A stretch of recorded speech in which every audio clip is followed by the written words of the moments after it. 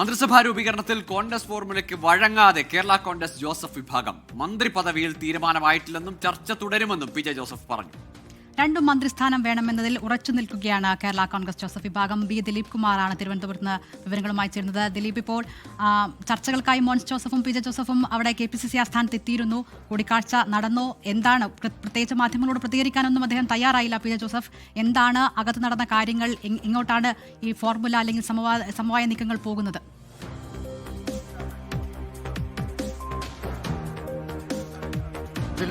ഗോകുൽ, എനിക്ക് തോന്നുന്നു അത് വളരെ കൃത്യമാണ്. അതായത് പി ജെ ജോസഫും മോൻസ് ജോസഫും കൂടി ഇന്ദിരാഭവനിലേക്ക്, KPCC ആസ്ഥാനമായി ഇന്ദിരാഭവനിലേക്ക് കയറുന്നു. അതേ വേഗതയിൽ തന്നെ അവർ ഇറങ്ങിപ്പോകുന്നു. ഒന്നുകിൽ ഈ പട്ടിക നൽകുന്നതിനായി അവർ എത്തിയതായിരിക്കാം. അവർക്ക് 2 മന്ത്രിസ്ഥാനമാണ് കേരള കോൺഗ്രസ് ജോസഫ് വിഭാഗം ആവശ്യപ്പെട്ടിരുന്നത്. പക്ഷേ ഒരു മന്ത്രിസ്ഥാനവും ഒരു ചീഫ് വിപ്പും എന്ന നിർദ്ദേശം കോൺഗ്രസ് നേതൃത്വത്തിന്റെ ഭാഗത്തു നിന്നുണ്ടായിരുന്നു.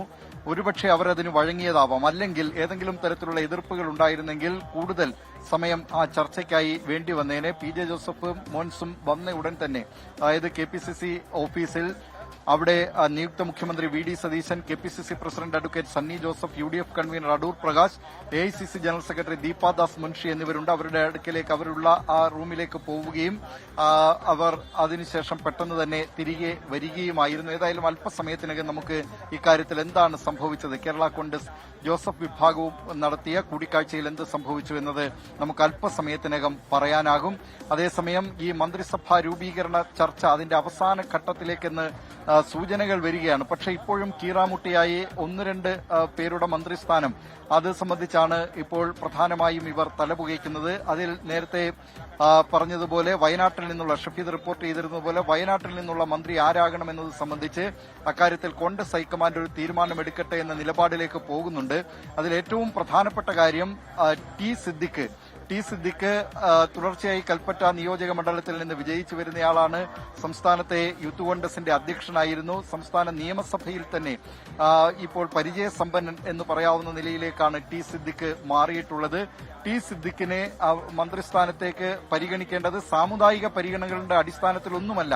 യഥാർത്ഥത്തിൽ അദ്ദേഹം ഇപ്പോൾ ഈ മന്ത്രിസ്ഥാനത്തേക്ക് പറഞ്ഞു കേൾക്കുന്ന പേരുകളോളം തന്നെ അതിന് തുല്യമോ അല്ലെങ്കിൽ അതിന് മുകളിലോ വയ്ക്കാവുന്ന പേരുകളിൽ ഒന്നാണ് ടി സിദ്ദിഖിന്റേത്. പക്ഷേ കോൺഗ്രസിനെ സംബന്ധിച്ച് ഇത്തരം ഘടകങ്ങളൊക്കെ, ഈ സാമുദായിക സന്തുലനം, പ്രാദേശിക ഘടകങ്ങൾ തുടങ്ങിയവയൊക്കെ പരിഗണിക്കേണ്ടതുണ്ട്.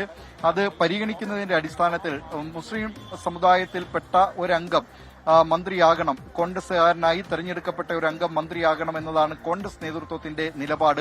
മുസ്ലിം ലീഗിന് 5 മന്ത്രിസ്ഥാനം നൽകുന്നു എന്നതൊക്കെ കണക്കിലെടുക്കേണ്ടതുണ്ട്. അതുകൊണ്ട് ആ സാമുദായിക സന്തുലന പ്രകാരം വരുമ്പോൾ കോൺഗ്രസിൽ നിന്ന് മന്ത്രിസ്ഥാനത്തേക്ക് പറഞ്ഞു കേട്ടിട്ടുന്ന പേരുകൾ ടി സിദ്ദീഖ്, ഷാനിമോൾ ഉസ്മാൻ, അതുപോലെ തന്നെ അൻവർ സാദത്ത് എന്നിവരുടേതാണ്.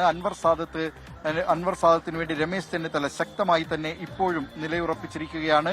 എന്നാൽ തൊട്ടടുത്തടുത്ത മണ്ഡലങ്ങളിൽ 3 മന്ത്രിമാർ എന്നത് ഒഴിവാക്കണം എന്ന ഒരു നിലപാട് ഇപ്പോൾ കോൺഗ്രസ് നേതൃത്വം സ്വീകരിക്കുന്നുണ്ട്. അതായത് പറവൂരിൽ നിന്ന് VD സതീശൻ മുഖ്യമന്ത്രിയായിട്ടുണ്ട്. തൊട്ടിപ്പുറത്ത് കളമശ്ശേരിയിൽ നിന്ന് V അബ്ദുൽ ഗഫീർ മുസ്ലിം ലീഗിന്റെ മന്ത്രിയായിട്ട് വരുന്നുണ്ട്.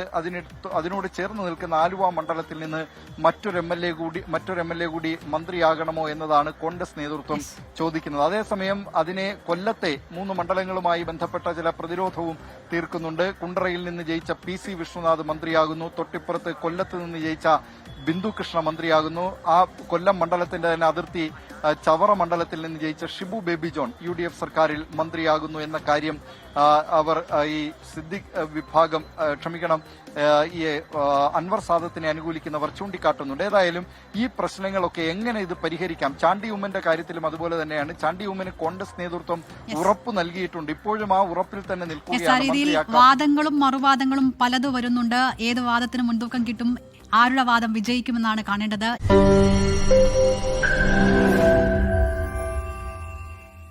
ലോകത്തെവിടെയായാലും ഏത് സമയത്തും 24 വാർത്തകളും ഓഗ്മെന്റഡ് റിയാലിറ്റി പാക്കേജുകളും എക്സ്പ്ലെയിനറുകളും വിശദമായി കാണാൻ ഞങ്ങളുടെ YouTube ചാനൽ നിങ്ങൾക്ക് സബ്സ്ക്രൈബ് ചെയ്യാം.